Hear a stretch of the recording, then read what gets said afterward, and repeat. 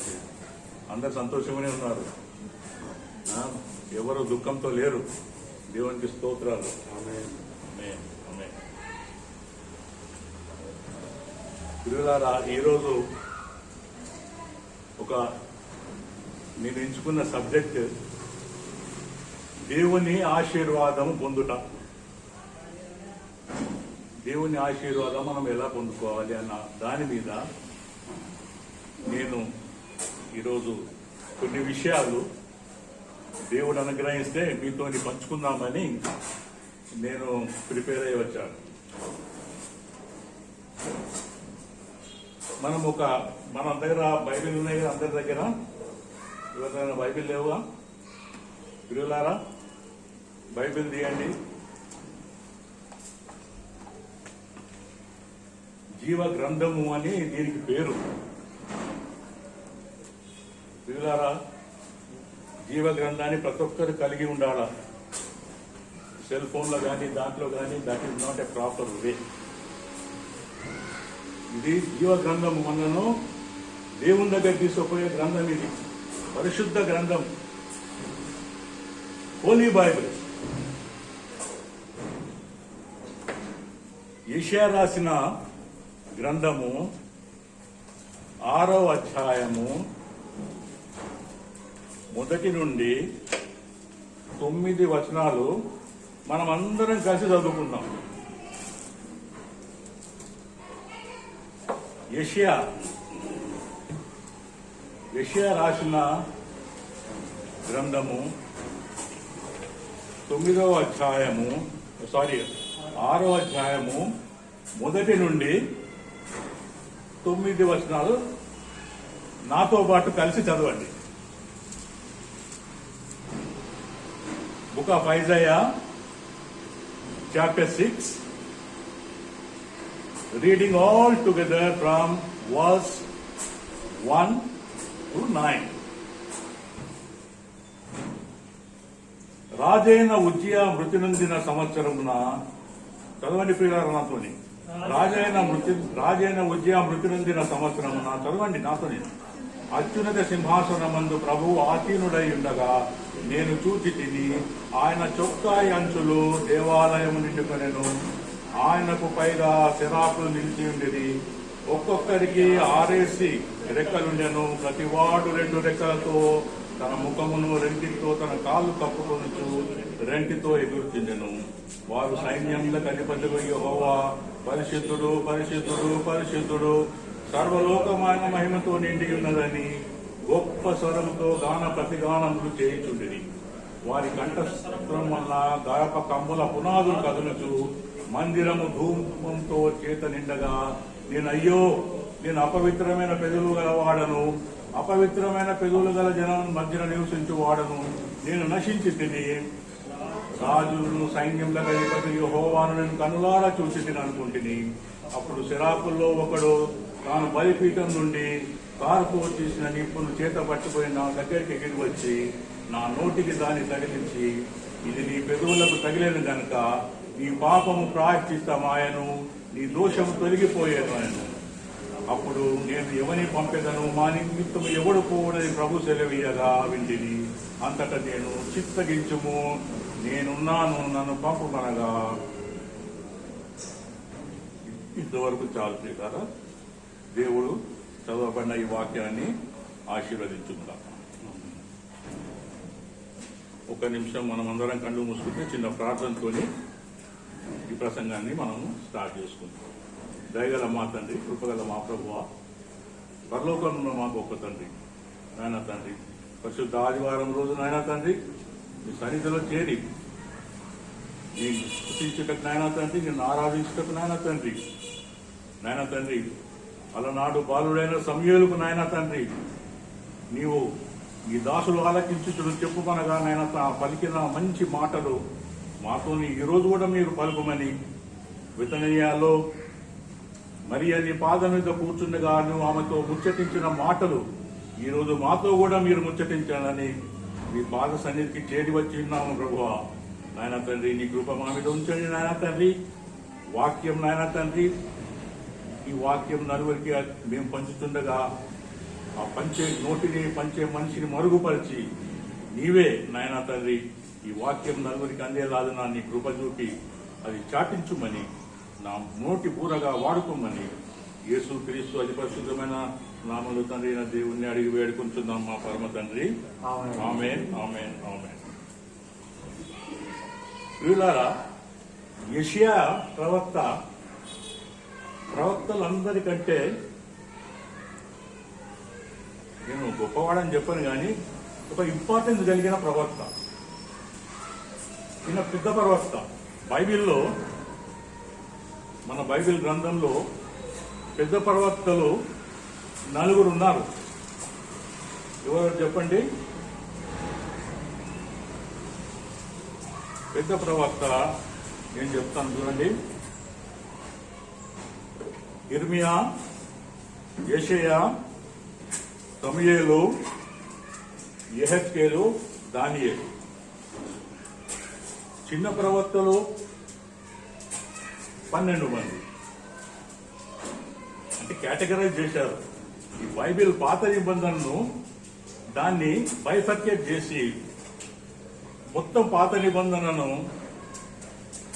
ఉన్న అధ్యాయాలన్నింటినీ మొదటి 5 కాండములు అంటే ఆది కాండము, నిర్గమకాండము, లేవియ కాండము, సంఖ్యాకాండము, ద్వితీయోపదేశ కాండము, ఈ 5 కాండాలు ధర్మశాస్త్ర గ్రంథాలు.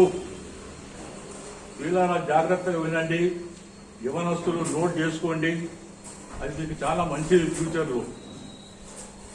ఇవి ధర్మశాస్త్ర గ్రంథాలు అంటారు వీటిని.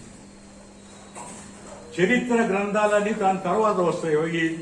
యెహోషువ, న్యాయాధిపతులు, రూతు, సమూయేలు మొదటి 2వ గ్రంథాలు, రాజులు మొదటి 2వ గ్రంథాలు, దినవృత్తాంతాలు మొదటి గ్రంథము 2వ గ్రంథము, ఎజ్రా, నెహమ్యా, ఎస్తేరు.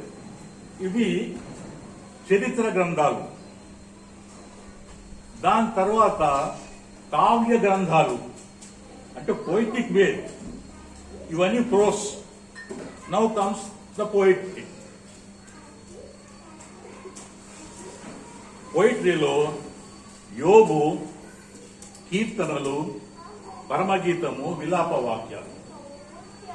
వీటిని ఆనాడు భక్తులు గానరూపంగా, పద్యరూపంగా పాడుకునేవారని చెప్తారు. జ్ఞానమునిచ్చే గ్రంథములు 2, సామెతలు, ప్రసంగి.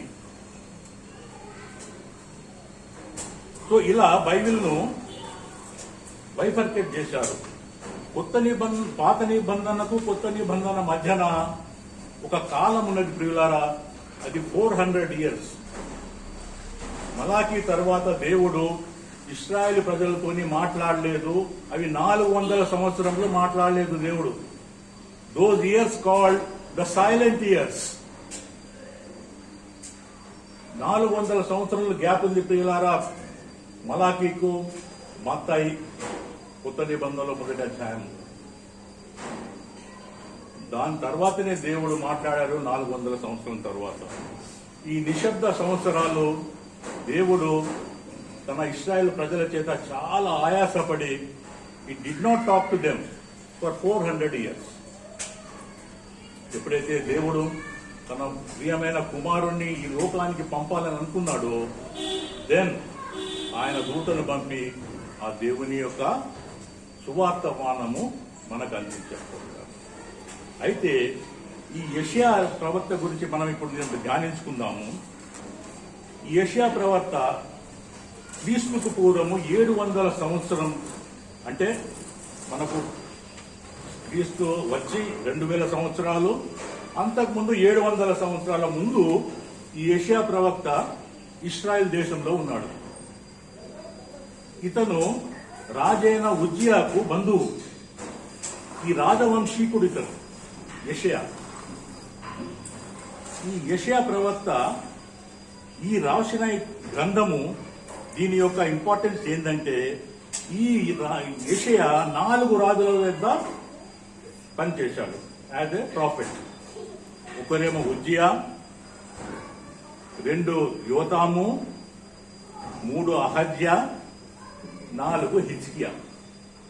ఈ 4 యూదరాజుల వద్ద యెషయా ప్రవక్తగా ఉన్నాడు. అయితే యెషయా రాసిన గ్రంథానికి ఎందుకు ఇంత ఇంపార్టెన్స్ వచ్చిందంటే, బైబిల్లో ఎన్ని పుస్తకాలు ఉన్నాయి ప్రియులారా? How many books are there in the Bible? How many books? నీకన్నా how many? Daddy says correct. 66 పుస్తకాలు ఉన్నాయి ప్రియులారా. యెషయా గ్రంథంలో ఎన్ని అధ్యాయాలు ఉన్నాయి?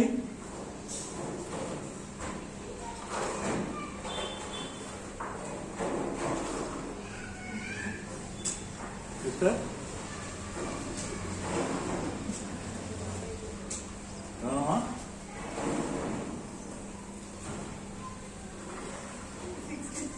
66 కరెక్ట్. యెషయాలో 66 అధ్యాయాలు, బైబిల్లో 66 పుస్తకాలు. మీరు 65 పుస్తకాలు చదవకపోయినా యెషయా గ్రంథం ఒకటి చదివితే మీకు బైబిల్ మొత్తం కాన్సెప్ట్ మీకు అర్థమవుతుంది. ఏంటి బైబిల్ కాన్సెప్ట్? జగత్తుకి పునాది వేయక ముందు దేవుడు ఏం చేశాడు, పాత నిబంధన కాలంలో దేవుని చేసిన ఆశ్చర్య కార్యాలు ఏంటి, కొత్త నిబంధనలో దేవుని పుట్టుక ఎలా జరిగింది, ఎలా శిలువ మీ బ్రాహ్మణ పైన దేవుడు చనిపోయాడు, ఎలా ఆరోహణమైపోయాడు, ఎలా తిరిగి వస్తాడు, ఎలాగో తీర్పు ఉంటది. ఇది కాన్సెప్ట్, మన 66 పుస్తకాల కాన్సెప్ట్ ఇది. ఈ కాన్సెప్ట్ ను యెషయా తన 66 అధ్యాయాల్లో ఇముడించి మనకు 2700 సంవత్సరాల పూర్వము మనకు అందించాడు.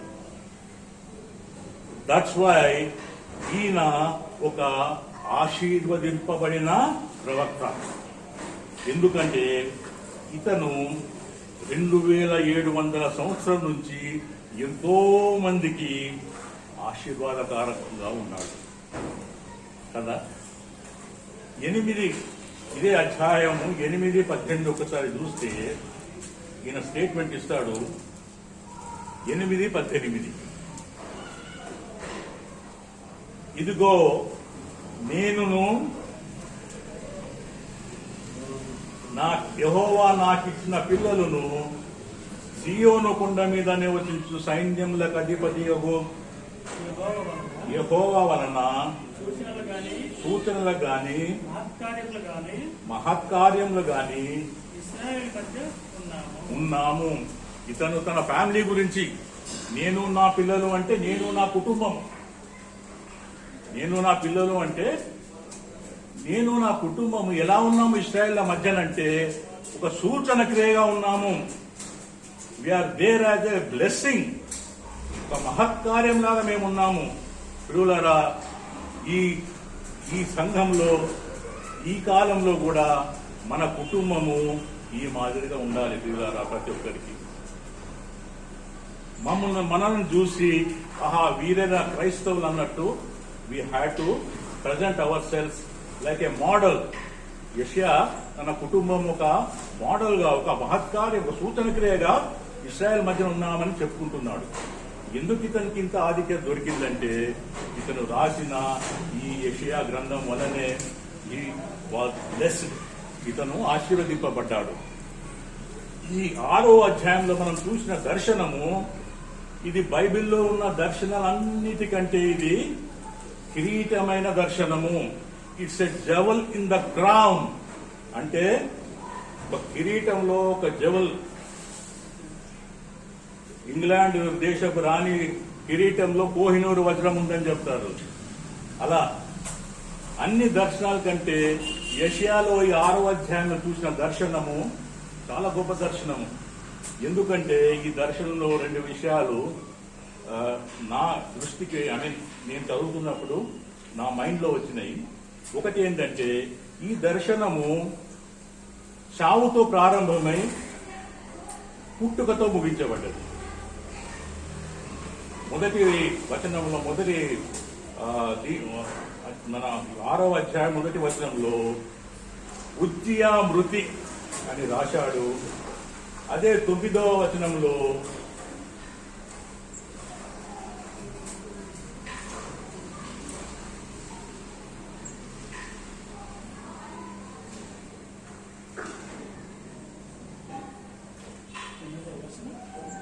9 కాదండి, లాస్ట్ ఈ 6వ అధ్యాయం ఆఖరిలో అట్టి ముద్దు నుండి పరిశుద్ధమైన చిగురు పుట్టును. ఇది యేసుక్రీస్తు గురించి ప్రవచనం. ఇది 6వ అధ్యాయం 1వ వచనంలో ఏమంటాడు? మృతి రాజైన ఉద్య మృతి నొందిన సంవత్సరము. 13వ వచనంలో చిగురు పుట్టును అంటే మృతి నుంచి మొదలుకొని పుట్టుక వరకు యెషయా ఈ దర్శనంలో చెప్పాడు. అందుకే ఈ దర్శనాలన్నిటికంటే ఈ దర్శనము గొప్ప దర్శనము. సెకండ్ ఆస్పెక్ట్ ఏంటంటే దీంట్లో పాప క్షమాపణ ఉన్నదో ప్రియులారా. దీనిలో 7వ వచనంలో ఇది నీ పెదవులకు తగిలిన గనుక నీ పాపము ప్రాయశ్చిత్తమాయను. సో ఏ దర్శనంలో గాని మనకు ఈ 2 ఆస్పెక్ట్స్ కనబడాయి. ఈ యెషయా దర్శనంలోనే పాప పరిహారము, పాప ప్రాయశ్చిత్తం మనకు కనబడుతుంది. దట్స్ వై ఈ దర్శనము ఒక కిరీటమైన దర్శనం అని మనకు ఆ వర్తమానం దీంట్లో ఉన్నది. అయితే దేవుడు మనకు ఆశీర్వదించే దేవుడు మొదటి నుంచి. మన దేవుడు తన పిల్లల్ని ఆశీర్వదించే దేవుడు. ఆదికాండము 1వ అధ్యాయము 28లో చూస్తే, పిల్లలు ఒక్కసారి తీయండి, క్విక్లీ నాకు అసిస్ట్ చేయండి ఎవరన్నా. ఆదికాండము దేవుడు వారిని ఆశీర్వదించిన ఎట్లనగా చాలండి. అంటే దేవుడు 6వ రోజున తన స్వరూపమందు మనిషిని సృజించి పలికిన మొట్టమొదటి మాట అది ఏది వాగ్దానం కాదు, అదేమి ప్రవచనం కాదు, కానీ దేవుని ఆశీర్వాదం. దేవుడు వారిని ఆశీర్వదించెను. ఇది మనము ఆది మానవులను ఆశీర్వదించాడు. సంఖ్యాకాండం తీయండి అట్లనే పిల్లరా. సంఖ్యాకాండము 24వ అధ్యాయము 1వ వచనం. సంఖ్యాకాండము 24:1. ఇశ్రాయేలు దీవించుట యెహోవా దృష్టికి మంచిదని. చాలా ఇశ్రాయేలీయులకు దీవించుట యెహోవా దృష్టికి మంచిది.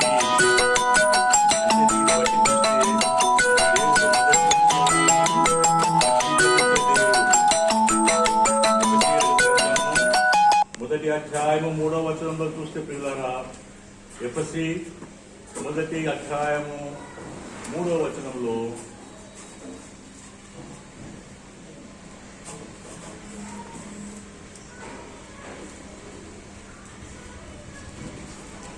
చూసారా? ఎఫెసీ 1:3 మన ప్రభువైన యేసుక్రీస్తు యొక్క తండ్రి యొక్క దేవుడు స్థుతింపబడును గాక. ఆయన క్రీస్తునందు పరలోక విషయంలో ఆత్మ సంబంధమైన ప్రతి ఆశీర్వాదమునకు మనకు అనుగ్రహించను. క్రీస్తునందు మన తండ్రి అయిన దేవుడు మనకు ప్రతి విధమైన ఆశీర్వాదాలు మనకు అనుగ్రహించనని ఇక్కడ ఈ వాక్యంలో చదువుతాం ప్రియులారా. అయితే ఇంత ఆశీర్వదించే దేవుడు మనకు ఉన్నా కానీ కొంతమంది అంటారు, అయ్యో నేను ఎందుకు ఆశీర్వపడతలేను, నేను రెగ్యులర్ గా చర్చకు వస్తున్నానే, నేను రెగ్యులర్ గా బైబిల్ చదువుతున్నానే, అయినా నేను ఎందుకు ఆశీర్వపడతలేను అని చెప్పి కొంతమంది అనుమానం. ఏంటి, దేవుడు నన్ను మర్చిపోయాడా, నన్ను ఎందుకు దేవుడు జ్ఞాపకం చేసుకుంటలేడు, నాకెందుకు ఆశీర్వాదం ఇస్తలేడు అని కొంతమందికి మధ్యలో అనుమానం ఉంటుంది ప్రియులారా. ఒకసారి కీర్తనలు 115 తీయండి. సామ్ 115. కీర్తనలు 115 12 నుంచి 15. యెహోవా మమ్మల్ని మర్చిపోలేదు, ఆయన మమ్మల్ని ఆశీర్వదించును. ఆయన ఇశ్రాయేలును ఆశీర్వదించును, అహరోను వంశస్థులు ఆశీర్వదించును. పిల్లలనేమి పెద్దలేమి తన ఎంతో భయభక్తులు గల వారిని యెహోవా ఆశీర్వదించును. చూడండి ప్రియులారా, ఇక్కడ క్లియర్లీ సేస్ యెహోవా ప్రతి ఒక్కరిని ఆశీర్వదిస్తాడు. There is no question of no blessings from the God అని మనం అనుకోవద్దు. Always the God is compassionate God కనుక ప్రతి ఒక్కరిని, ఇశ్రాయేల్నేమి, అహరోను సంతస్తులు అంటే యాజకులనేమి, చిన్నలనేమి, పెద్దలనేమి. అయితే ఒక కండిషన్ ఏం పెట్టారంటే తన యందు భయభక్తులు గల వారందరినీ యెహోవా ఆశీర్వదించును. అయితే ప్రియులారా, ఇక్కడ ఒక విషయం నేను చెప్పదలుచుకున్నాను. ఈ ఆశీర్వాదాలు మనకు దేవుని వల్ల మనం పొందుకొని మనం అలాగే దాన్ని స్టోర్ చేసుకుంటే అది ఈ ఆశీర్వాదం పొంది కూడా మనకు ఏం ప్రయోజనం లేదు. ఇర్మియాకు రాసిన గ్రంథంలో 2వ అధ్యాయము 3వ వచనము ప్రియులారా, ఒకసారి చూడదాము. ఇర్మియా 2:13 సారీ. నా జనులు 2 నేరములు చేసిన్నారు. 2 నేరములు చెప్పండి ఏంటి అవి? జీవజలముల ఓటాన్ని నన్ను విడిచి ఉన్నారు. తమ కొరకు తొట్లను అనగా బద్దలై నీళ్లు నిలవని తొట్టలను నిలుపుకుంటున్నారు. ఇది ప్రియులారా, మనకు జీవజల ఊటల్లాగా మనకు ఆశీర్వాదం ఎప్పుడైతే మనం పొందుకుంటామో ఆ ఆశీర్వాదాన్ని, ఇది నీ గురించి కాదు ఆశీర్వాదం, ఇది ఇతరుల గురించి దేవుడు నీకు ఇచ్చిన ఆశీర్వాదం. నువ్వు అది నీ దగ్గరనే పెట్టుకొని నీ కొట్లోనే నువ్వు నింపుకుంటున్నావు. That is the wrong notion అని చెప్పి చెప్తాడు. అయితే ఏం చేయాలి మనం అంటే, we should be distributors of the blessings. మన పొందుకున్న ఆశీర్వాదాలు మనము we should not be collectors. Store చేసుకోవద్దండి మన దగ్గరవి. It should be distributed to others. దాని గురించే నీకు బ్లెస్సింగ్స్ ఇచ్చాడు. కానీ మనం అలా చేస్తలేం ప్రియులారా. Are we blessings to others? No. యెషయా ప్రవక్త గురించి మనం అదే చూస్తున్నాము. 2700 సంవత్సరాల నుంచి ఎంతో మంది పుస్తకాన్ని చదివి ఆశీర్వదింపబడ్డాడంటే యెషయా దేవుని చేత ఎంతో ఆశీర్వాదపడ్డాడని అర్థము. మీకు తెలుసు కదా ప్రియులారా, లూకా సువార్త 4:16 యేసుక్రీస్తు ప్రభువు చదివిన సమాజ మందిరంలో, యూదుల సమాజ మందిరంలో చదివిన మొట్టమొదటి పుస్తకము, గ్రంథం ఏంటి ప్రియులారా? యెషయా రాసిన గ్రంథము. అలాగే అపోస్తుల కార్యము 8:28 కూడా ఇథియోపియా దేశం చెందిన నపుంసకుడు రథంలో పోతుంటే ఫిలిప్పు అతన్ని కలుసుకొనినప్పుడు అతను చదివే గ్రంథం కూడా యెషయా గ్రంథం. దట్ మీన్స్ దిస్ యెషయా గ్రంథం అనేది చాలా ఇంపార్టెంట్ గ్రంథం ప్రియులారా. ఈ 66 అధ్యాయాలు మనం ప్రతి ఒక్కరూ ధ్యానం చేయాలా.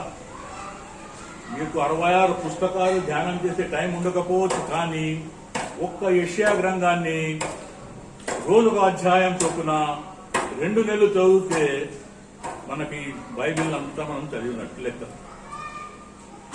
మీకు మొత్తం బైబిల్ చదవాలంటే 1.5 సంవత్సరాలు పడుతుంది ప్రియులారా, రోజుకు అధ్యాయం చదవాలన్నా కానీ. కనుక ఈ 66 పుస్తకాలు దయచేసి మీరు ధ్యానం చేయండి. You will be blessed a lot.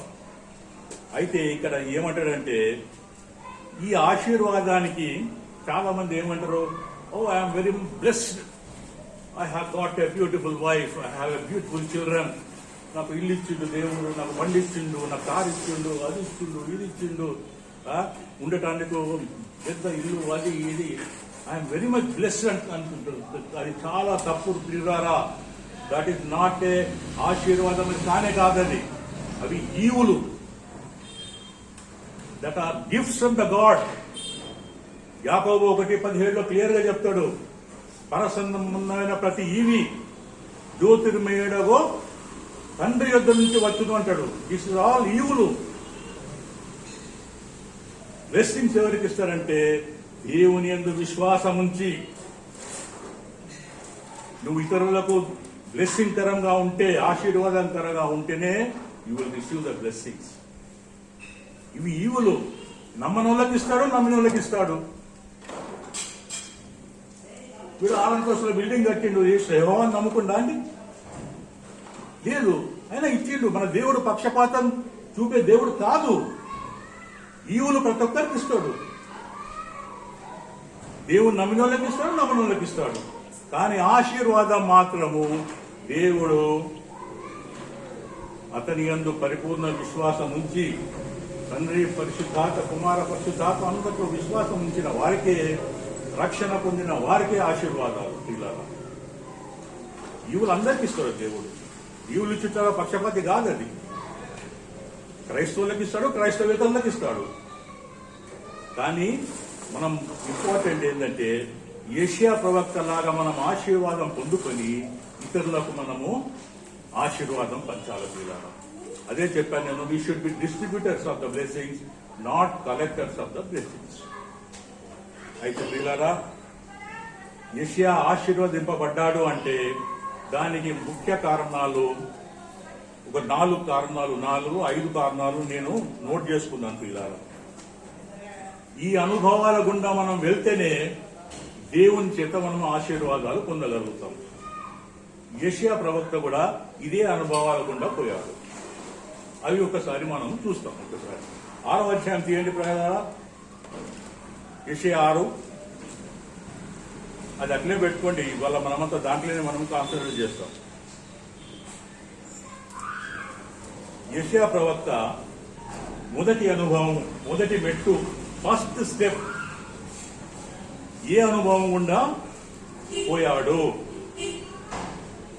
Number 1 important, confrontation with the God. ఇక్కడ 6 పాయింట్లు నేను నోట్ చేసుకున్నాను పిల్లారా. First, confrontation by the God. Second, conviction by the God. Third, confession by the God. 4, cleansed by the God. 5, consecration by the God. 6, commission by the God. ఈ 6 పాయింట్లు చెప్పేటందుకు మనకు time చాలా దయగా నన్ను 12:15కు ముగించమని చెప్పారు. సో 1 పాయింట్ 2 పాయింట్లు నేను వెళ్తా చెప్పి. First point, confrontation with the God. ఈ అనుభవాలు ఉండాలా? దేవునితో ముఖాముఖి భేటీ. ఇక్కడ యెషయా ప్రవక్త తన దర్శనం అందు ఏం చూచాడండి? అత్యున్నత సింహాసనం పైన ఆసీనుడైన దేవుడు. అత్యున్నత సింహాసనం ఎవరికి ఉంటుంది? అత్యున్నతమైన సింహాసనము వీళ్ళారా రాజులకు రాజు, ప్రభువులకు ప్రభువు, చక్రవర్తి, సార్వభౌముడు. కిందున్న రాజులు, సామంత రాజులు అంతా మంత్రులు కింద కూర్చుంటారు చిన్న చిన్న కుర్చీలాగా. కానీ అత్యున్నత సింహాసనం మీద ఎవరు కూర్చుంటారు? రాజులకు రాజు, ద ఎగ్జాల్టెడ్ కింగ్. మనం చరిత్రలో చదువుకుంటాం కదా, పౌరాణిక నాటకాలు చూస్తాం కదా. చక్రవర్తి గారు, మహారాజు, రాజులకు రాజు. అతను కూర్చుంటే సింహాసనం అది అత్యున్నత సింహాసనం. పిల్లరా, ఆయన ప్రభులకు ప్రభు, రాజులకు రాజు.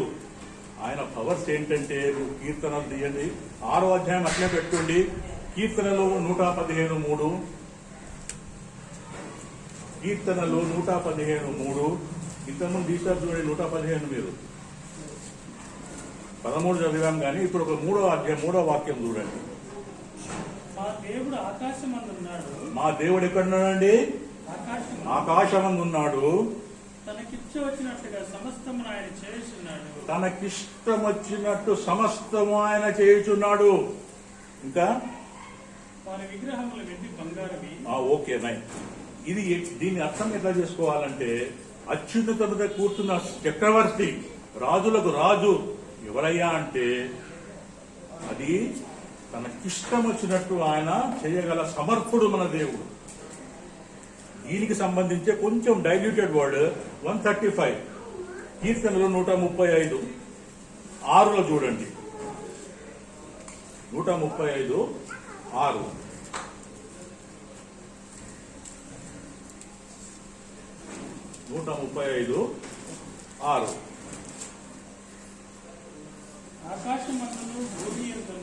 ఆకాశమందును భూమి అందును సముద్రమయందును మహాసముద్రములండి యందును సముద్రంలో యందు మహాసముద్రంలో యందు ఆయన తనకిష్టమైనదంతా జరిగించేవాడు. చూడండి ప్రభువారా, ప్రియులారా, మన దేవుడు మహాకాశములకు ఉండే దేవుడు సముద్రంలో గాని మహాసముద్రంలో గాని ఎక్కడైనా గాని తనకి ఇష్టం వచ్చినట్టు జరిగించువాడు. అందుకే ఆయనను చక్రవర్తి అన్నాం మనం, రాజులకు రాజు అన్నాం మనం, ప్రభువులకు ప్రభు అన్నాం మనం. తన జనతో ఆకాశాన్ని కొలిచేవాడు దేవుడు. నీ జన నా జన ఎంతనండి? తన పుడిసిటిలో సముద్రము నీళ్లను పట్టినవాడు. ఒక గ్లాసు నీళ్లు పుడిసిట్లో పోసుకుంటే 2 నిమిషాల్లో కారిపోతాయి కదా. కానీ ఆ దేవుడు మహాదేవుడు సముద్రపు నీళ్ళన్నీ తన పుడిసిట్లో పట్టుకుంటాడట. ఎంత గొప్ప దేవుడు అండి. మనం సరిపోతాం అండి, మనం ఆరాధించడానికి కూడా మనం యోగ్యం కావు మనం. అటువంటి దేవుడు సముద్రముల మీద ఆకాశముల మీద అత్యున్నత సింహాసనం మీద ఆసీనుడైన దేవుడు అండి. అటువంటి దేవుడు అండి మన దేవుడు. అందుకే దానియేలు ప్రవక్త, దానియేలు 4వ అధ్యాయం ఒకసారి దిగండి, ఒక మంచి మాట చెప్తారు దాంట్లో. 4వ అధ్యాయం దానియేలు 35 ప్రియులారా తీయండి. Book of Daniel chapter 4 verse 35. తీసావా దిగనా? వెరీ గుడ్, చదువునా? All the inhabitants of the earth Hmm. are reputed as nothing. Yeah. He does according to his will in the army of heaven and among the inhabitants of the earth. No one can restrain his hand or say to him, What have you done? వా. భూమిలో ఉన్నవారు పనికి మాలిన వారు. They are good for nothing people. చదవండి ప్రియుల తెలుగులో ఒకసారి. 435. భూ నివాసులందరూ ఆయన దృష్టికి ఎన్నికకు రానివారు. ఎన్నికకు రాని వారమండి మనము. ఆయన పరలోక సేన ఎడలను భూ నివాసుల ఎడలను తన చిత్తము చొప్పున జరిగించువాడు. తన చిత్తము తనకి ఇష్టమైనట్టు జరిగించువాడు ఆయన. ఆయన చేయి పట్టుకొని నీవేమి చేస్తున్నావని ఆయనతో చెప్పుటకు ఎవడను సమర్థుడు కాదు. ఎవడండి సమర్థుడు? ఎందుకు దేవా నా భార్య నువ్వు తీసుకుపోయినావు అని నువ్వు అడిగే సామర్థ్యం నీకున్నదా? ఈ కరోనా ఎందుకు తెచ్చావు దేవా ఈ లోకంలో అని అడిగే నీకు కెపాసిటీ ఉన్నదా? నీకు దేవుని చేయబట్టి అడిగే హక్కు గాని అధికారం గాని ఆ సామర్థ్యం గాని నీకు లేదు. అటువంటి దేవుడు సమీపించరాని తేజస్సులో నివసించే దేవుడు. అతని చూసే అదృశ్యం కూడా మనకు లేదు. అటువంటి దేవుడు అండి. అతని చేయబట్టుకుని అడిగే సామర్థ్యము ఎవరికీ లేదు. మనం ఎన్నిక లేని వారం అని చెప్తున్నాడు భూనివాసులు. మనం ఎన్నిక లేని వారము, కానీ మనం అతిశయించుకుంటాం మనము. అబ్బా నా దగ్గర బ్యాంకులో 50 లక్షల క్యాష్ ఉందండి నా దగ్గర, ఐఎమ్ బ్లెస్డ్. ఏం బ్లెస్సింగ్ అండి? ఆ బ్లెస్సింగ్ అని కాదు. ప్రియులారా, రాంగ్ మోషన్ లో పోకండి ప్రియులారా. మన దేవుడు ఆయన చిత్తాన్ని మనం జరిగించాలి. చక్రవర్తి చిత్తాన్ని మనం జరిగించాలి. మీరు పౌరాణిక సినిమాలు మీరు చిన్నగా ఉన్నప్పుడు చూపించారు అనుకోండి, చూసారు కదా ప్రియులారా. పౌరాణిక చిత్రాలు ఎవరన్నా నాటకాలు గిట్ట అన్న రాజు సింహాసనం మీద కూర్చుంటే ఎవరక్కడ అంటే ఎవరన్నా వస్తాడు కదా, ఏమంటాడు వచ్చి? చిత్తము ప్రభువా. అంతే. అక్కడ దానికంటే ఒక మాట మనం మాట్లాడకూడదు. ఈ పని నువ్వు చెయ్యు, చిత్తం ప్రభువా, దట్స్ ఆల్. మన పొజిషన్ అలాంటిది.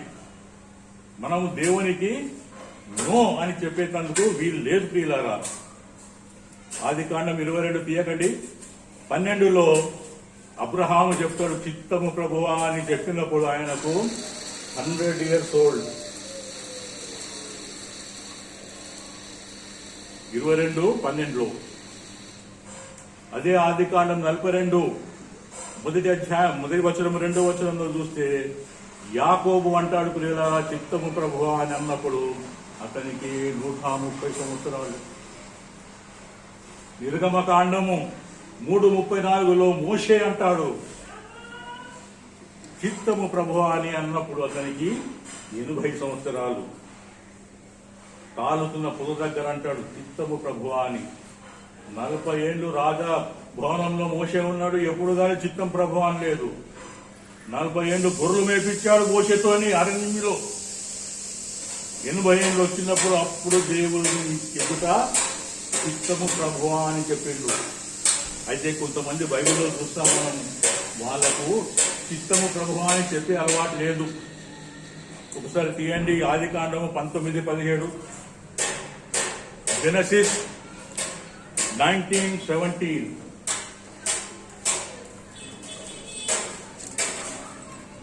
జెనసిస్ 19:17, ఆదికాండము 19:17 చదవండి. ఆ దూతలు వారిని వెలుపలకు తీసుకుని వచ్చిన తర్వాత ఆయన నీ ప్రాణం దర్శించుకున్నట్లు పారిపోము, వెనుకకు చూడవుకుము, ఈ మైదానములు ఎక్కడనో నిలువక నీవు నశించి పోకుండా ఈ పర్వతనకు పారిపోమని చెప్పగా అని దేవుడు చెప్తే లోతు చిత్తము ప్రభువా అన్నాడా అండి? ఏమన్నాడు లోతు? ప్రభువా అలాగూ కాదు ప్రభువా, నీకేం తెలుసు ప్రభువా, నీకేం తెలుసు ప్రభువా, నాకు అన్ని తెలుసు. నాకు కొంతమంది మహా జీనియస్ ఉంటారు, వాళ్ళు దేవుడు ఏంటండి, దేవుడికి ఏం తెలుసు, దేవుడికి ఏం తెలుసు? మేము నన్ను అడుగు, నేను చెప్తా. చిత్తము ప్రభువా అంటే దానికి రాదు. ఎప్పుడైతే నీకు చిత్తము ప్రభువా, నువ్వు సబ్మిట్ కావు, ఎస్ లార్డ్ అని నువ్వు ఎప్పుడైతే చెప్పావో దేవునికి, దేవుడు నీతో నీ ముఖాముఖిగా ఎప్పుడూ భేటీ కాడు.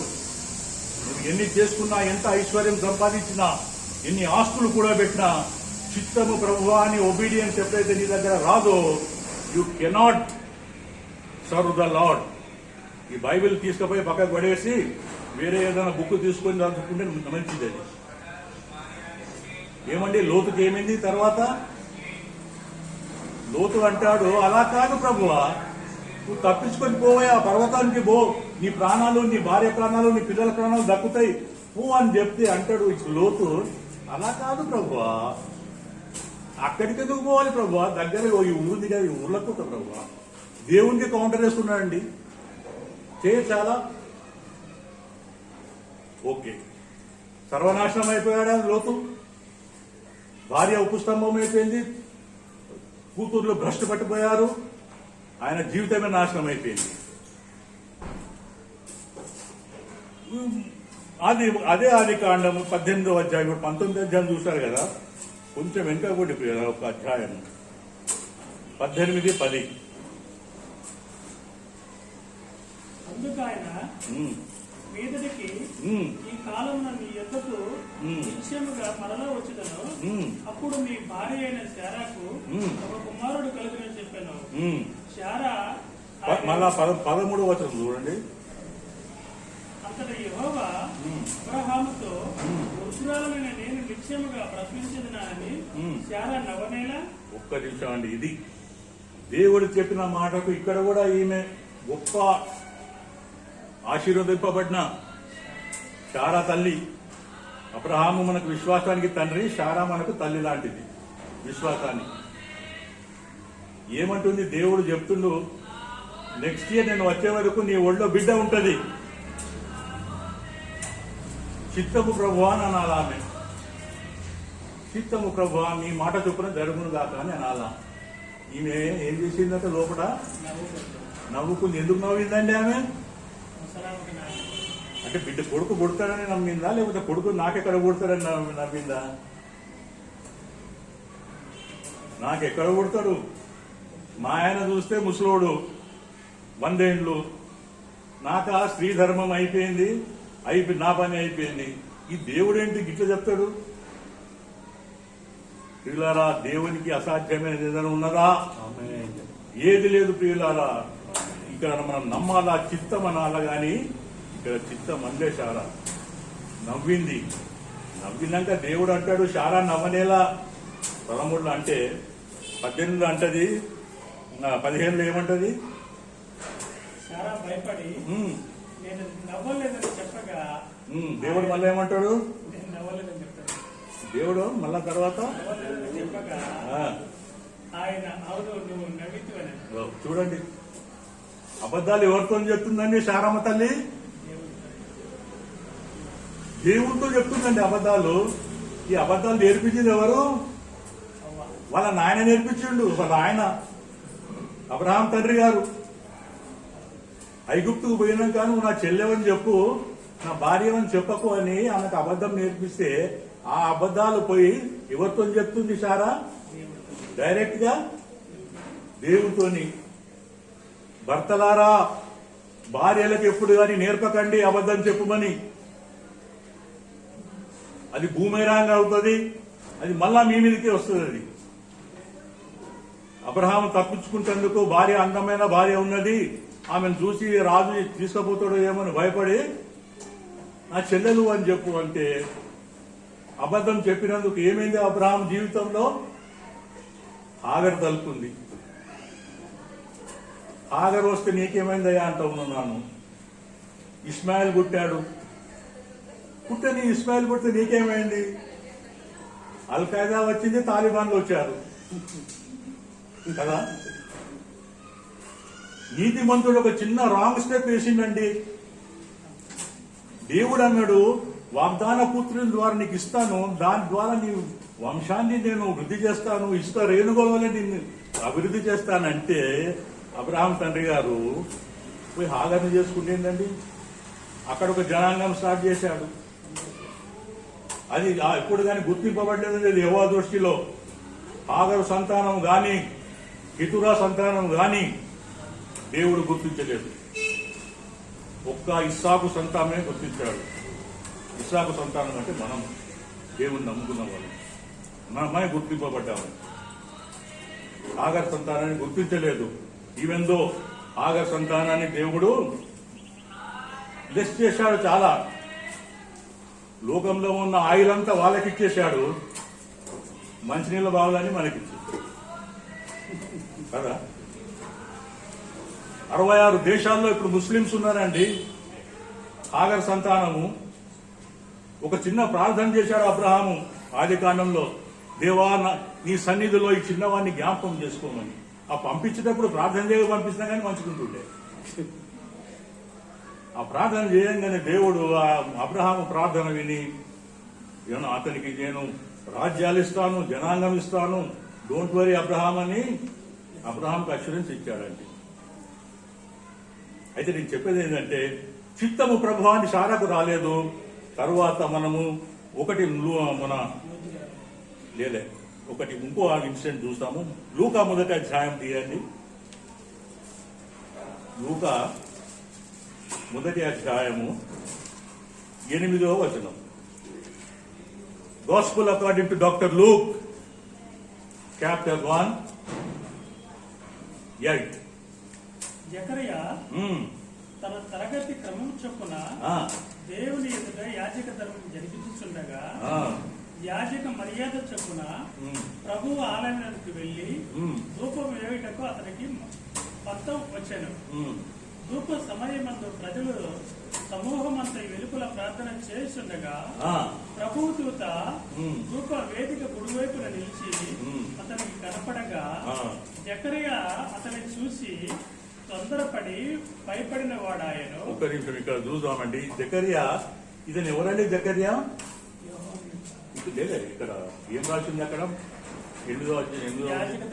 యాజకుడు, యెహోవాకు యాజకుడు. యాజక ధర్మానికి యెరూషలేము గుడిలోకి పోయాడు. యాజకుడు అంటే మన లాంగ్వేజ్ లో ప్రీస్ట్, పాస్టర్, మన పాస్టర్ లాగా యాజకుడు. ఈ యాజకుడు ఏం చేసిండు? ఒకటే గుడికి బయట జనసమూహం అంతా గుడి బయట ఉన్నారు. ఓన్లీ యాజకుడు ఈజ్ అలౌడ్ ఇన్సైడ్. లోపల పోయి ధూపవేది దగ్గర నిల్చొని ఉంటే ఒక్కసారి సడన్ గా ధూపవేది పక్కన గాబ్రియేలు దూత ఉన్నాడు నిల్చొని. గుడి అంతా నిర్మానుష్యం, ఎవరు లేరు. ఒక్కసారి దూత కనబడంగానే భయపడ్డాడు. అయితే అప్పుడు దూత అంటది, ఏమంటాడు దూత? చదవండి. దూత అతనితో జకరియా భయపడకము, నీ ప్రార్థన ప్రార్థన వినపడినది. నీ భార్య అయిన ఎలిజబెత్ నీ కుమారుని కనును, అతనికి యోహానుని పేరు పెట్టెదవు. చాలు, ఇక్కడ దాకా చాలండి. జకర్యాకు దర్శనం వచ్చింది, దేవుడు పంపించిన వాకు జకర్యాకు వచ్చి నీకు ఒక కొడుకు పుడతాడు అని జకర్యాకు చెప్తే జకర్యా అని ఏమనాలా? చిత్తము ప్రభువా నీ మాట చొప్పున జరుగుందాక అని అనాలా. కానీ జకర్యా ఏమన్నాడండి? అప్పుడు ప్రభువు దృష్టికి గొప్పవాడై, తర్వాత వస్తుంది చూడండి 17 మన జకర్యా 17 చూడండి. మరియు అతడు తండ్రుల హృదయములను పిల్లల తట్టుటకును. ఇది యోహాను గురించి చెప్తాడు. అయితే 18 ఏమంటాడు చూడండి ఒకసారి. జకర్యా ఇది నాకేలాగా తెలియను. చూడండి ప్రియులారా, చూడండి దేవుని వాక్యానికి ఎలా విధేయత చూపిస్తున్నాడు. ఒక యాజకుడు, ఒక ప్రీస్ట్, ఒక పాస్టర్, ఒక దర్శనం వచ్చింది పాస్టర్ కు. పాస్టర్ ఏం చెప్పాలా? నీ చిత్తం చొప్పున జరుగుందాక ప్రభు అని చెప్పాలా. He has to submit to the will of the God. Yes lord, చిత్తము ప్రభు అని చెప్పకుండా ఇతనేమంటాడంటే, ఇతను కూడా అబ్రహాం లాగా ఇది జరుగునా, నేను ముసలోన్ని, నా భార్య ఎలిజబెత్ ఏమో ఇంకా అయిపోయింది, ఆమె పని కూడా అయిపోయింది, ఇది ఎట్లా సాధ్యము ప్రభువా? How is it possible? అప్పుడు గాబ్రియల్ ఏమంటాడు? 18 ఎక్కడ ఇది ఎలాగో నాకు తెలియదు, నేను ముసలివాడు, నా భార్య బహుకాలము గడిచినదై అని ఆ దూతతో చెప్పగా, దూత నేను దేవుని సముఖమందు నిలుచు గాబ్రియేలును నీతో. ఎవరండి వినోద్ గారు?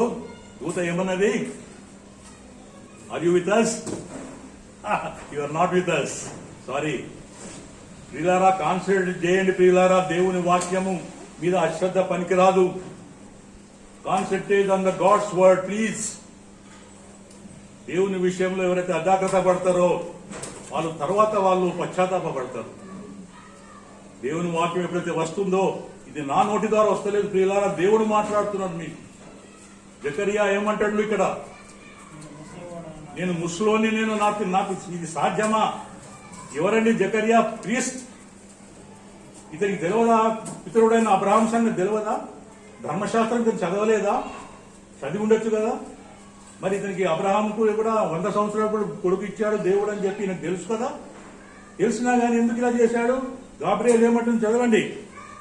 దూత నేను దేవుని సముఖమందు నిలుసు గాబ్రియేలును నీతో మాట్లాడటమును ఈ సువర్తమానం నీకు తెలుపుటకు పంపబడితిని. మరియు ఈ నా మాటలు వాటి కాలమందు నెరవేరులో నీవు వాటిని నమ్మలేదు కదా. మళ్ళొకసారి చెప్పండి.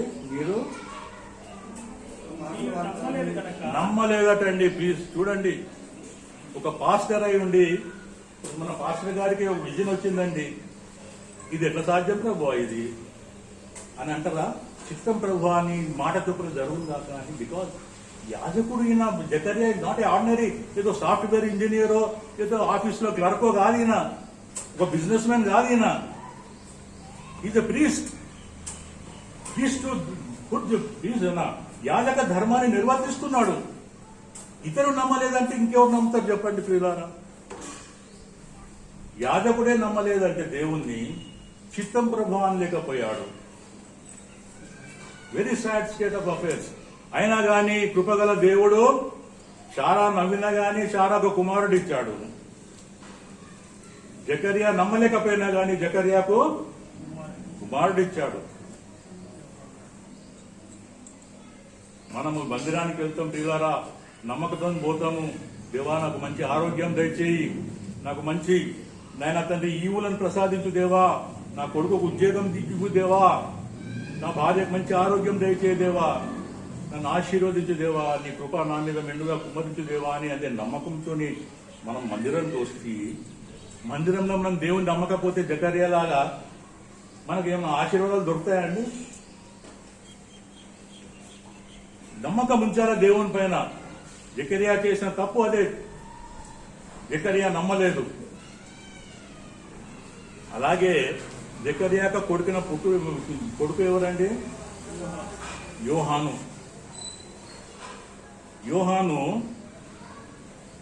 ఎటువంటి వాడంటే ఈజ్ అ ఫోర్ రన్నర్, అంటే దేవుని మార్గమును సుగమము చేయుటకు వచ్చిన భక్తుడు, దేవుని అంశం వల్ల పుట్టినవాడు.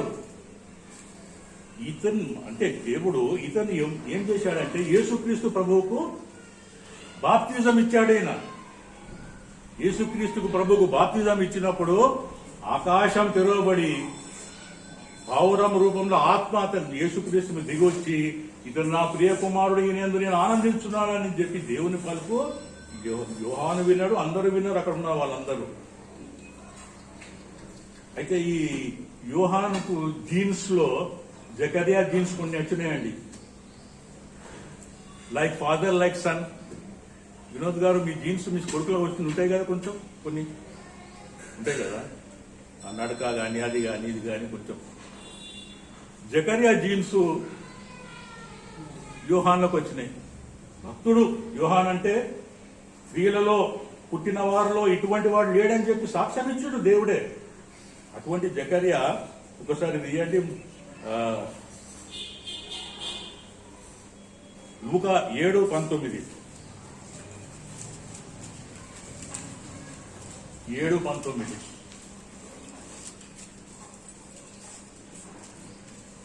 చదవమ్మ మేఘన 7:19 లూకా.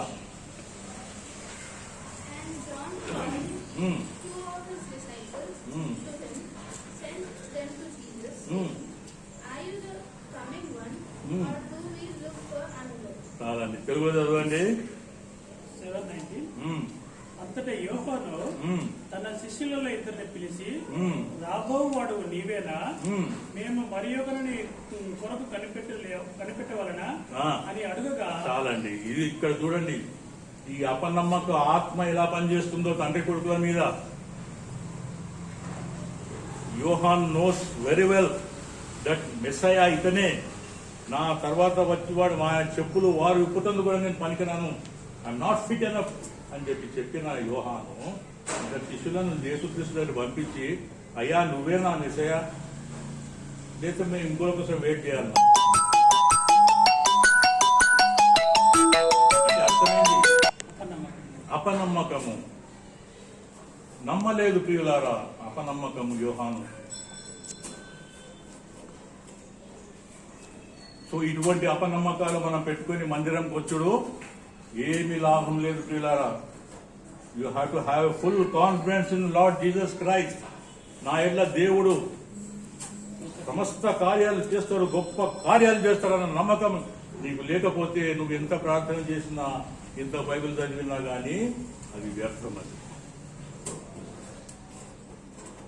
సో నేను చెప్పేది ఏంటంటే, యెషయా ప్రవక్త దేవునికి అంటాడు ఇక్కడ, మన యెషయా 6లో చూడండి, దేవుని ఎవరు పోతారు, ఎవరు నువ్వు యెషయా 6 తీయండి ఒకసారి.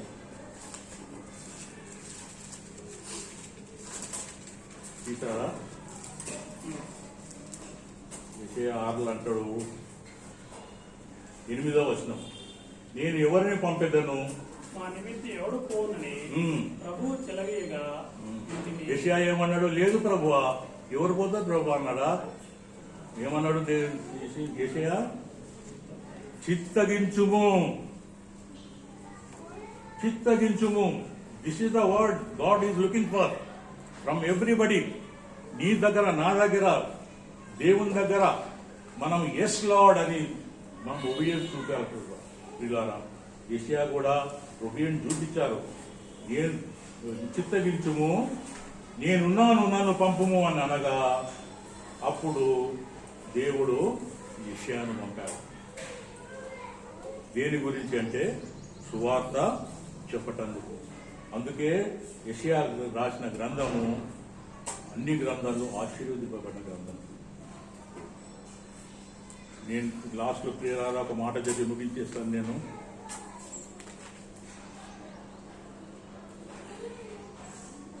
ఈ లోకంలో మనం వచ్చినాము, మనం మళ్ళీ పోతున్నాము, కానీ మనం ఇక్కడ ఉండి ఒక ప్రయోజనకరమైన పని ఏదైనా చేసి దేవునికి మనము ఏదైనా ఒకటి చెయ్యాలని మనలో ఉన్న ఒక ఆసక్త కానీ మనలో ఉన్న ఆశ ఎటుపదింపబడాలని ఆశ. ఇక్కడ ఎంతమందికి ఉన్నది చేయొద్దండి అంటే అందరూ చేయొస్తారు. యెహోవా చేత ఎవరైతే ఆశీర్వదింపబడాలో నేను అడుగుతాను. అయితే దానికి కొన్ని ఇవి చేయాలి. నేను చెప్పిన ఇంతకుముందు నేను మీకు ఒక 5 ఇవి చెప్పాను చూడండి. First confrontation to the God, నేను మొదటిదే చెప్పాను ఇంతవరకు. ఇంకా 5 ఉన్నాయి నా దగ్గర. కమిషన్ బై గాడ్, దేవుని గురించి పంపబడుట. మార్కు 16:15. మార్కు సువార్త 16:15 ఒకసారి చూడండి. మార్కు 16:15. గుడ్. వాక్యంలో అంత నోటికి ఉండాలా.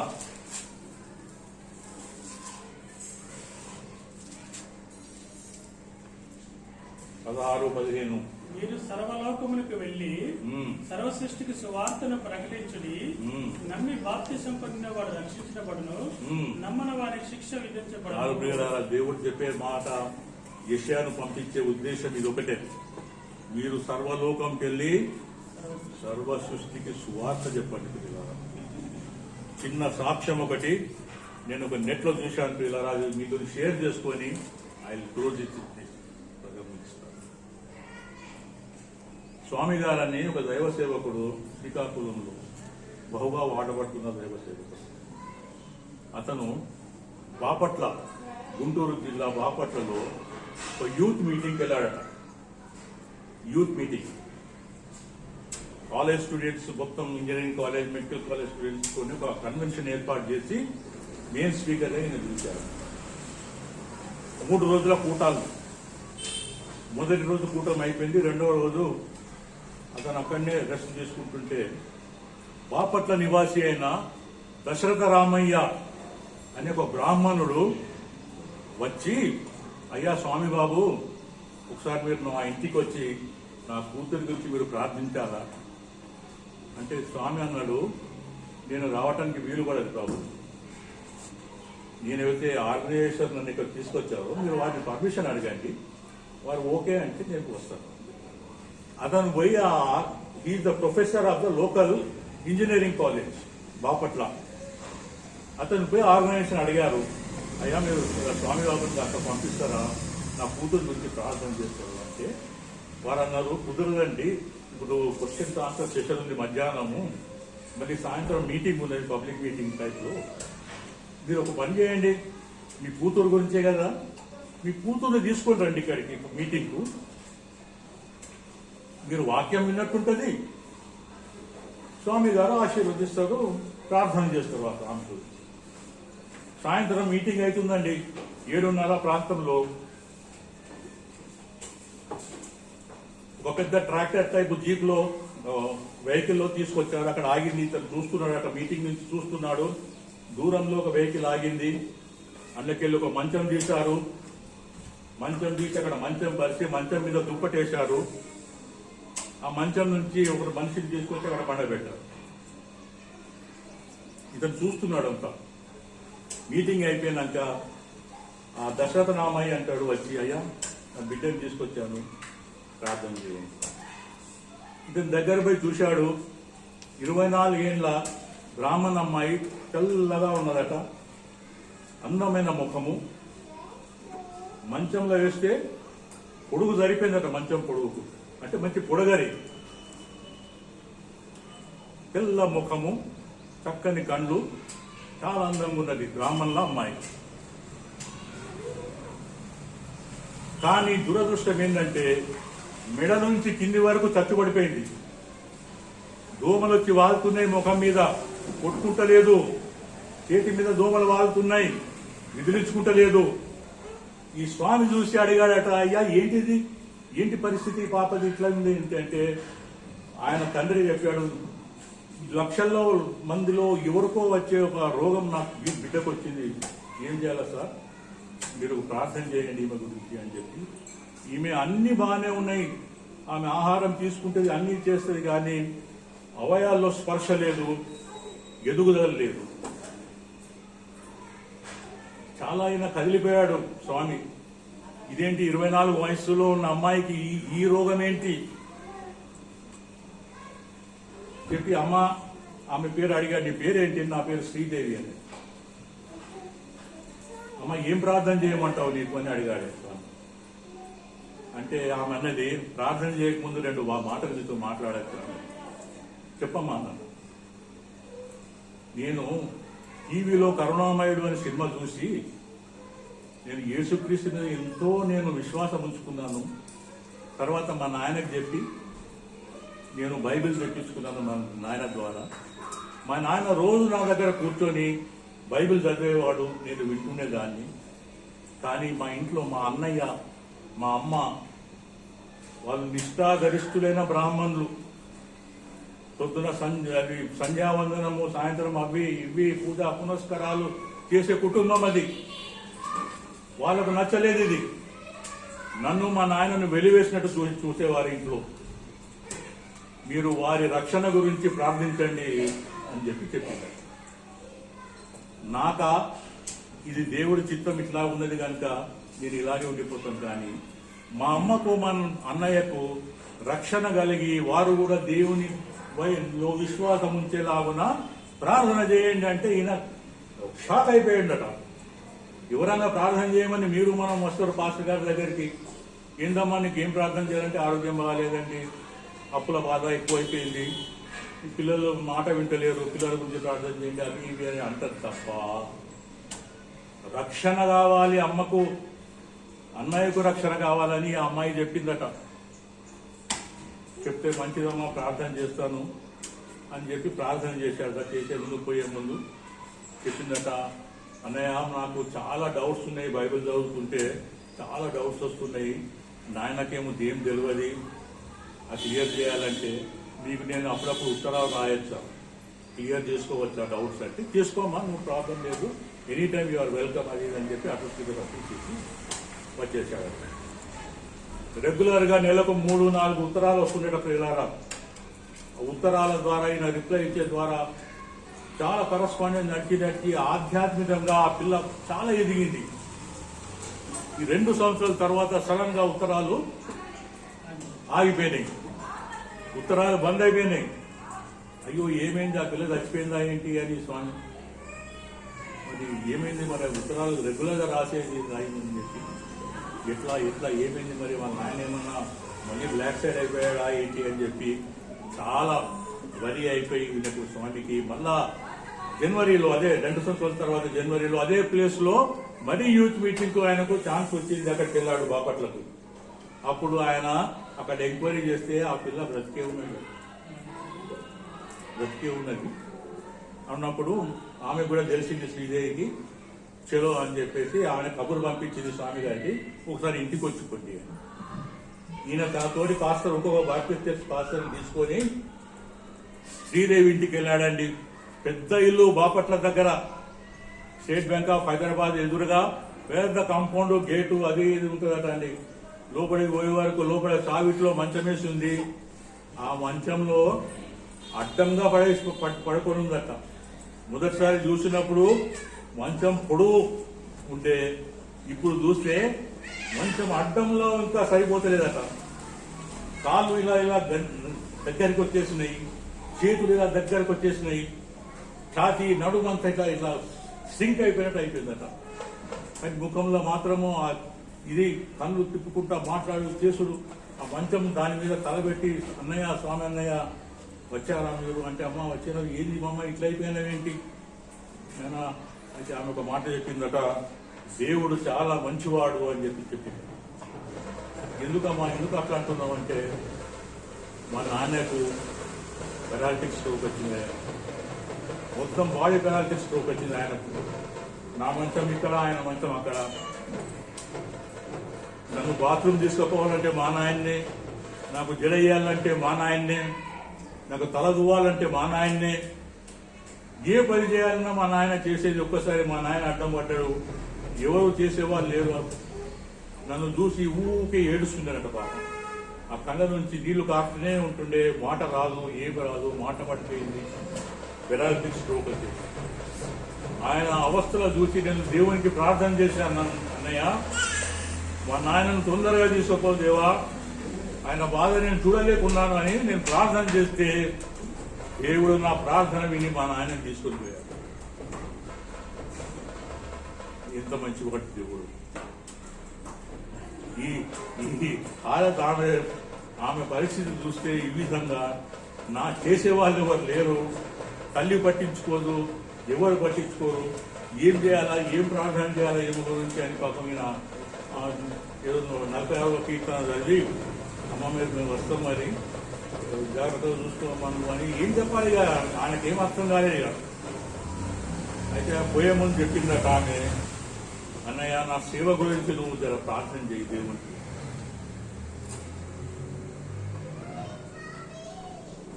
స్వామితోని వచ్చిన పాస్టర్ గారు అడిగారట, అన్న అడుగు అడుగు ఏం సేవ చేస్తుంది, ఏం సేవ చేస్తున్నావు అమ్మా అంటే, మా నాయన చనిపోక ముందు పోస్ట్ ఆఫీస్లో కొంచెం గ్రాట్యుటీ డబ్బులు వేశాడు, ఆ ముందట రెడ్డి అంకుల్ దాంట్లో వడ్డీ తీసుకొచ్చి నాకు రోజు ప్రతి నెల వడ్డీ డబ్బులు నాకు ఇచ్చేవాడు. ఆ వడ్డీ డబ్బులతోని బాపట్లలో ఫ్లాట్ రిక్షాలు ఉంటాయండి, ఎవరైనా ఆంధ్రాకు ఉంటే మీకు తెలుసుంటుంది.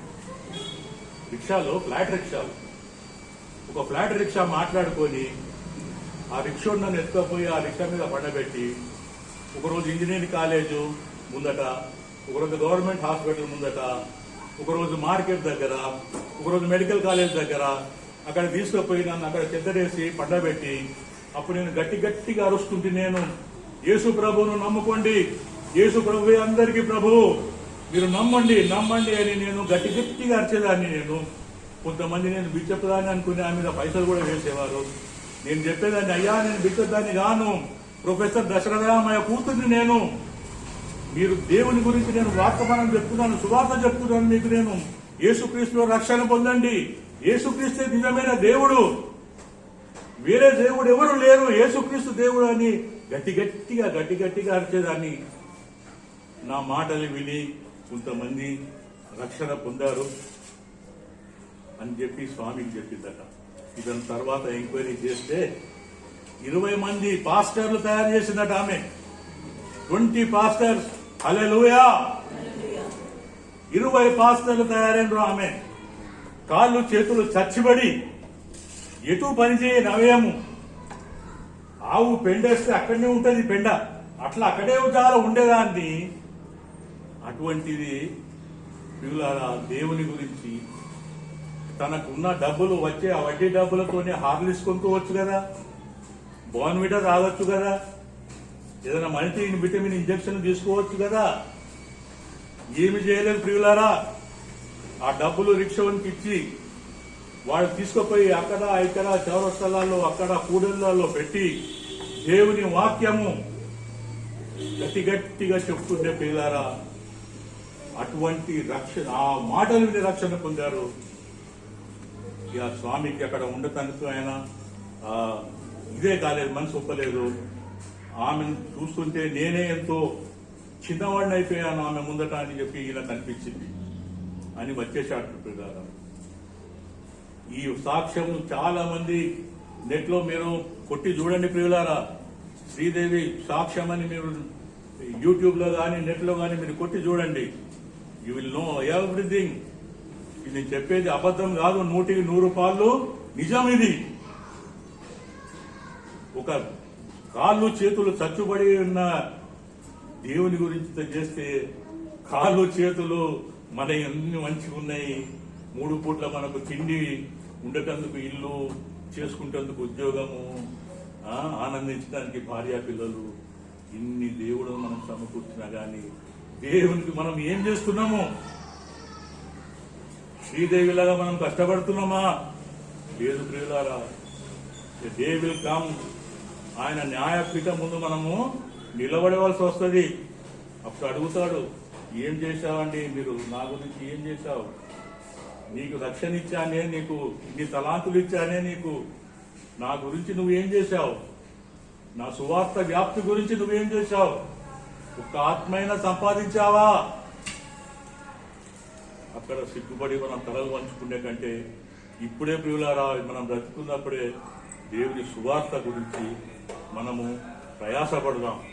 ఒక విషయం చెప్పి ముగిస్తే ప్రియులారా, 2 గోధుమ గింజలు ఒకతను తీసుకొని ఒక గింజను పాలిథిన్ కవర్లో జాగ్రత్తగా శానిటైజ్ చేసి దాన్ని కట్టి చేసి అల్మార్లో పెట్టాడు షోకేస్లో. ఇంకొక గింజను భూమి మీద విసిరేశాడు. 2 గింజలు చచ్చిపోయాయి. భూమి మీద విసిరేసిన గింజ చచ్చింది, షోకేస్లో పెట్టిన గింజ చచ్చింది. కానీ భూమి మీద విసిరేయబడిన గింజ అది మొలకలెత్తి 10 గింజలు తయారు చేసింది. అది రిటర్న్ ఇచ్చింది, ఫలించింది. అది షోకేస్ లో ఉన్న గింజ చచ్చింది. అది ఒక తావేనా? ఏం ప్రయోజనం లేదు, ఎవరికి ఏం ప్రయోజనం లేకుండా చచ్చింది. ఇది భూమి మీద విసిరేయబడిన గింజ ఫలించింది. దేవుడు మనల్ని గింజల్లాగా విసిరేస్తున్నట్టు పిల్లలారా, దేవునికి మనం ఫలించాలి. అయ్యగారిని హుబ్లీ నుంచి అల్వాల్లో విసిరేశాడు దేవుడు. అల్వాల్లో ఫలిస్తున్నాడు అయ్యగారు. ఇంతమంది విశ్వాసులు తయారు చేశాడు. మనం ఏం చేస్తున్నాము? ఒక విశ్వాసంగా మనం తయారు చేశామా?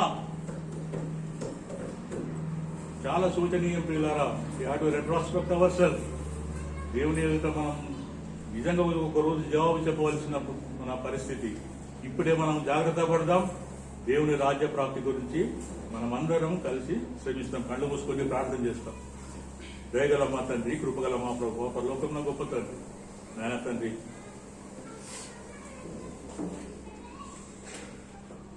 ఇంతవరకు నాయన తండ్రి నీ ఆశీర్వాదం మేము పొంది ఇతరులకు ఆశీర్వాదకరంగా ఉండి నీ సువార్తను నాయన తండ్రి నలుగురు చెప్పి నాయన తండ్రి తద్వారా నీ సువార్త వ్యాప్తిలో మేము కూడా పాకస్తులు పాలివారమై ఉండలాగున నాయన తండ్రి మీ కృప మా మీద ఉంచండి నాయన తండ్రి. మానవ జీవితం పుట్టినాం నాయన తండ్రి. నాయన తండ్రి ఎక్కువ మంచి పని నీ గురించి చేసి నాయన తండ్రి ఆ గోధుమ గింజ భూమి మీద పడి అది చచ్చి మొలిసి నాయన తండ్రి అది ఫలించులాగున మేము కూడా మా జీవితంలో ఫలించి నలుగురికి ఆశీర్వాదకారంగా ఉండలాగున నీ కృప అనుగ్రహించండి తండ్రి. నీ బిడ్డ అయిన శ్రీదేవి నాయన తండ్రి ఎంతో మంది సేవకులను తయారు చేసింది నాయన తండ్రి. కాళ్ళు చేతులు నాయన తండ్రి లేకున్నా కానీ నాయన తండ్రి తనకున్న అనారోగ్య పరిస్థితుల్లో ఆ బిడ్డ నీ సువార్త వ్యాప్తి వరకు పాటుపడింది నాయన తండ్రి. అన్ని అవయవాలు మాకు ఇచ్చాము నాయన తండ్రి. నీకు వందనాలు స్తోత్రం నాయన తండ్రి. ఆయన తండ్రి నీ సువార్త వ్యాప్తికి నాయన తండ్రి మా తరఫున ఎటువంటి నాయన తండ్రి యోగదానము లేదు నాయన తండ్రి. నాయన తండ్రి నీ గురించి మేము ఫలించే ఒక ఫలంలాగా నాయన తండ్రి, ఒక విత్తనంలాగా నాయన తండ్రి మమ్మల్ని ఆశీర్వదించండి తండ్రి. రాబోయే రోజుల్లో నీకు నాయన తండ్రి మా తలాంతులను ఏదో విధంగా నాయన తండ్రి మాకు ఇచ్చిన తలాంతుల ప్రకారం మేము నీ సువార్త వ్యాపిలో మేము కూడా పాలిభాగస్తులై ఉండులాగున నీ కృప మా మీద ఉంచుమని ఈ కూడికకు వచ్చిన ప్రతి ఒక్కరిని పేర్కొన్న ఆశీర్వదించి మంచి ఆయుష్ ఆరోగ్యం ఇచ్చి ఆయుష్ ఇచ్చి నాయన తండ్రి ఆశీర్వదించమని యేసుక్రీస్తు పేరట తండ్రి అయిన దేవుణ్ణి అడిగి వేడుకొంచున్నాం మా పరమ తండ్రి. ఆమేన్. ఆమేన్.